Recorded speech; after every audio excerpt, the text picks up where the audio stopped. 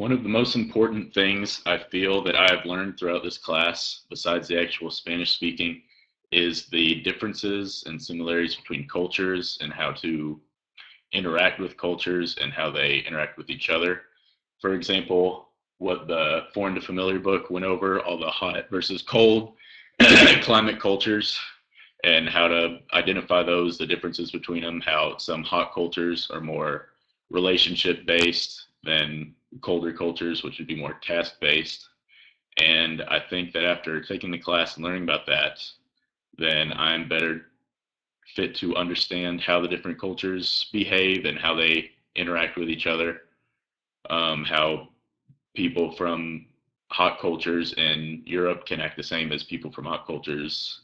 in south of the United States. And I think that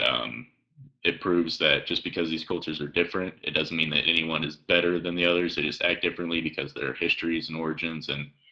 how they're brought up and originated. And I think one thing I can now better observe in the world is um,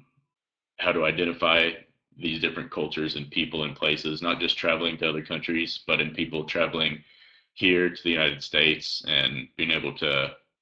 make them feel comfortable by figuring out if they're hot or warm culture and how they do things back from where they're from. And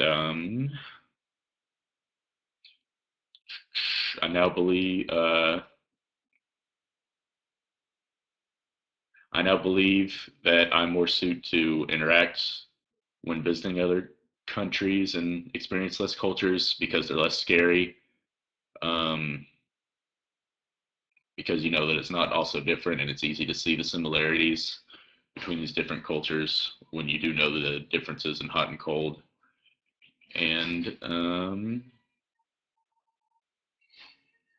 yeah, I believe it'd be easier to interact with people um, once you figure out just how they communicate and what offends them or doesn't offend them.